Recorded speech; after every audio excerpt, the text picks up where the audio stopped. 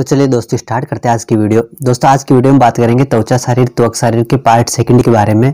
इससे पहले वाली वीडियो में हमने रचना शरीर एनाटॉमी के अंदर जो त्वक शरीर है उसके पार्ट फर्स्ट के बारे में बात करी थी। उसमें हमने देखा था कि त्वचा की परिभाषा क्या है और उसी के साथ साथ देखा कि त्वचा की उत्पत्ति और त्वचा का स्वरूप जो है वो क्या बताया गया। आज की वीडियो में देखेंगे त्वचा के जो अलग अलग स्तर जो आचार्य सुश्रुत और आचार्य चरक ने जो अलग अलग स्तर बताए त्वचा के, उन स्तरों की मोटाई क्या होती है और उसी के साथ साथ उनके रोगों के उसमें रोगों के अधिष्ठानों के बारे में पढ़ेंगे। उसी के साथ साथ त्वचा का प्रयोजन, त्वचा का संगठन जो है वो क्या है और त्वचा के कार्य जो है वो क्या बताएंगे, इनके बारे में बात करेंगे।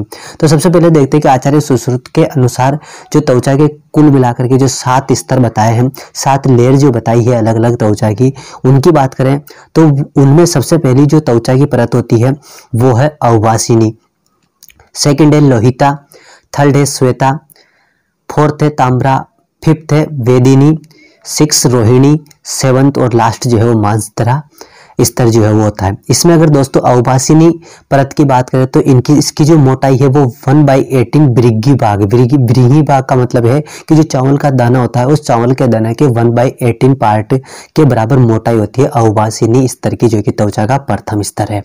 और इसमें रोगों का अधिष्ठान जिन जिन रोगों का बताया वो है सिद्धम और पदकंटक रोग। उसी तरह से अगर लोहिता स्तर की बात करें तो इसमें जो है 1/16 ब्रिगी भाग और संबंधित रोग जो है वो कौन कौन से तिलकालक और व्यंग रोग। श्वेता स्तर की बात करें तो 1/12 ब्रिगी भाग और रोगों का अधिष्ठान है चर्मदल, अजगल्लिका और मशक। ताम्रा की बात करें तो 1/18 ब्रिगी भाग, किलास और कुष्ठ रोगों का अधिष्ठान आचार्य सुश्रुत ने बताया है। वेदिनी की बात करें तो 1/5 ब्रिगी भाग और कुष्ठ और विसर्प रोग का जो अधिष्ठान बताया है। उसी तरह से अगर रोहिणी की बात करें तो 1 ब्रिगी भाग मतलब कि चावल के एक दाने के बराबर जो इसकी मोटाई बताई है। और उसी के साथ साथ जिन रोगों का यह अधिष्ठान बताया, मतलब कि त्वचा के इस रोहिणी वाले स्तर में अगर किसी भी तरह की एबनॉर्मलिटी असमानता उत्पन्न होती है तो उसकी वजह से जो रोग देखे जा सकते हैं, मतलब जिन जिन रोगों के होने की पॉसिबिलिटी है वो कौन कौन से गलकंड, अर्बुद, अपची और सलीपद। मांसधर स्तर की बात करें जो कि त्वचा की लास्ट स्तर होता है और इसकी मोटाई जो है वो 2 ब्रिगी भाग है, 2 चावल के दाने के बराबर बताई है। और इससे संबंधित जो रोग है वो कौन कौन से है, बगंदर, विदर्दी और अर्श। दोस्तों आचार्य सुश्रुत के अनुसार जो टोटल जो 7 स्तर बताए थे उनकी अगर अपन बात करें तो उनको जो आप एक ट्रिक से याद रख सकते हो।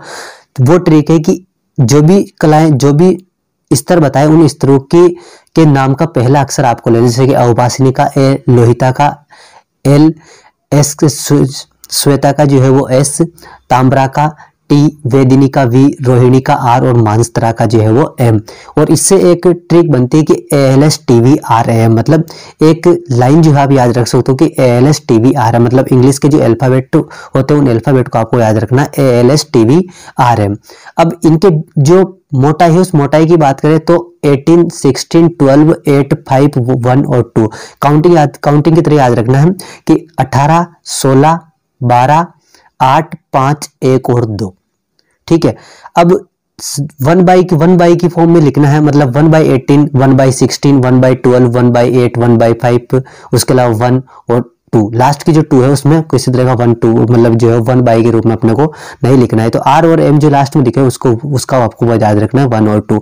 उसके अलावा दूसरे में जो है 1/18, 1/16, 1/12 इस तरह से आपको कर देना है। तो इसको आप याद रख सकते हो इनके स्तरों को, कि स्तरों को जिस ट्रिक से याद रख सकते हो ALSTVRAM 18, 16, 12, 8, 5, 1 और 2। इसके बाद में दोस्तों अगर आचार्य चरक के अनुसार बात करें तो आचार्य चरक ने जो है त्वचा के स्तरीय परत जो उनकी संख्या बताई है टोटल मिलाकर के 6 बताई है, जिसमें सबसे पहली जो स्तर बताया वो है उदकधरा स्तर, तृतीयक स्तर, चतुर्थक स्तर, पंचमी स्तर और षष्ठी स्तर। इसमें से अगर अपन उदकधरा की बात करें तो नाम से पता चला है उदक जो है वो किसका पर्याय बताया, जल का पर्याय बताया, मतलब कि जिस स्तर के द्वारा जल को धारण किया जाता है उसे अपन उदकधरा स्तर बोलते हैं। असर्गधरा का असर्ग जो है वो किसका पर्याय है, रक्त का है, तो जिसके द्वारा रक्त को धारण किया जाता है वो असर्गधरा है। और तृतीय जो कि सिद्धम, किलास, व्याधियों का अधिष्ठान हो वो तृतीय स्तर है। दर्दु और कुष्ठ की उत्पत्ति का जो स्थान बताया वो चतुर्थ स्तर को बताया आचार्य चरक ने। और पंचमी स्तर जो है वो 5वें नंबर का जो स्तर बताया त्वचा का वो है अलजी, विदर्दी की उत्पत्ति का स्थान आचार्यों के अकॉर्डिंग, आचार्य चरक के अनुसार। और छठा जो स्तर बताया वो है स्थूल मूल, अरुचिका, उत्पत्ति आदि का स्थान जो आचार्य चरक ने बताया। इनमें से जो मुख्य रूप से आपको याद रखने वो आचार्य सुश्रुत के अकॉर्डिंग जो त्वचा के 7 स्तर बताए वो कौन कौन से, उनका प्रमाण और उससे संबंधित रोग जो है आपको याद रखना है, क्योंकि पेपर के पॉइंट से बहुत ही इंपॉर्टेंट है। बहुत बार क्वेश्चन जो है आपको पूछ लिया जाता है। अब देखते हैं कि त्वचा का प्रयोजन जो क्या है। त्वचा अपने लक्षणों या गुणों के आधार पर हम कह सकते हैं कि त्वचा जो अपने संगठन में पंचभौतिक होती है।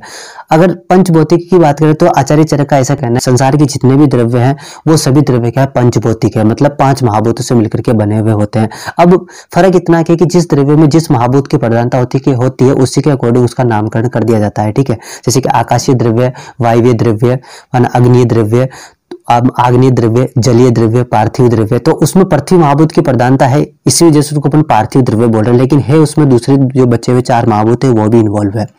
तो उसी तरह से त्वचा भी क्या है, एक तरह से द्रव्य ही है, क्योंकि ये भी पंच महाभूत से मिलकर के बना होता है। पंच महाभूत से मिलकर के बने होने के कारण इनके जो अलग अलग कार्य है उन कार्यों को आप इनके पंच महाभूतों के संगठन के आधार पर समझ सकते हो। जैसे अगर अपन इसमें आकाश महाभूत की उपस्थिति को अगर सिद्ध करना चाहे तो इसमें पाए जाने वाले जो बहुत सारे जो छिद्र होते हैं, जो पोर्स होते हैं, स्किन पे जो छोटे छोटे पोर्स होते हैं, उन पोर्स से आप समझ सकते हो कि आकाश महाभूत जो है त्वचा में उपस्थित है। क्योंकि जो पोर्स है वो क्या है, एक तरह से जो खाली स्पेस, और खाली स्पेस के लिए आकाश महाभूत को जो जिम्मेदार आयुर्वेद में बताया, मतलब आकाश महाभूत का जो क्रम है होलो स्पेस या खाली स्थान बनाना। उसी तरह से अगर वायु महाभूत की बात करें में स्पर्श के द्वारा ज्ञान जो है वो किया जाता है, स्पर्श का जो है ज्ञान कराते हैं। इसी कारण कह सकते हैं कि वायु महाभूत और अग्नि महाभूत की जो है उपस्थिति को अपन प्रभा या वर्ण की उपस्थिति से सिद्ध कर सकते हैं। जल महाभूत भी त्वचा में उपस्थित है, इसको अपन रस, रक्त, लसिका ये सारी चीजें जो त्वचा में है उनसे बता सकते हैं। और पृथ्वी महाभूत चर्म और केश, रोम आदि से समझ सकते हैं। उसके बाद दोस्तों लास्ट पॉइंट देखते हैं त्वचा के कार्य। तो शरीर की तथा अंग प्रत्यंगों की सुरक्षा करना, स्पर्श ज्ञान, शोषण करना। त्वचा में छोटे छोटे जो पोर्स होते हैं उनसे जो भी आप कुछ भी अगर मान लो औषध द्रव्य, कुछ भी तेल या फिर एक्सेप्ट्रा किसी भी चीज की अगर मालिश करते हो स्किन पे, तो उनसे जो है वो भी औषध द्रव्य या तेल जो है वो इन छोटे छोटे पोर्स से होते हुए जो बॉडी के अंदर एंटर हो जाता है, बॉडी के अंदर जाकर के अपना कार्य जो भी है वो करता है। उसके अलावा स्त्रवण करना, त्वचा में स्थित ग्रंथियों से जो स्निग्ध द्रव्य पदार्थ का स्त्रवण करना भी त्वचा का कार्य होता है। तो त्वचा की जो कार्य बताए वो है कि शरीर की तथा अंग प्रत्यंगों की सुरक्षा करना, स्पर्श ज्ञान कराना, शोषण करना और स्तरण करना। तो दोस्तों ये थी आज की हमारी वीडियो जिसमें हमने बात करी त्वचा के कार्य, उसी के साथ साथ त्वचा का जो प्रयोजन है वो क्या क्या बताए गए हैं। आचार्य चरक के अनुसार जो त्वचा के स्तर है वो कौन कौन से, और आचार्य सुश्रुत के अनुसार जो त्वचा के स्तर है वो कौन कौन से बताए। आने वाली जो नेक्स्ट वीडियो होगी दोस्तों उसमें हम बात करेंगे रचना शारीर एनाटॉमी के ही अगले चैप्टर के बारे में, जो कि होगा आपका कला शारीर। तो दोस्तों यदि आपने हमारे चैनल को अभी तक सब्सक्राइब नहीं किया है तो सब्सक्राइब कर लीजिए और बेल आइकन को प्रेस कर लीजिए, ताकि आने वाली हर एक वीडियो का नोटिफिकेशन आप तक जल्दी से जल्दी पहुंच जाए और आप वीडियो को जल्दी से जल्दी देख पाओ।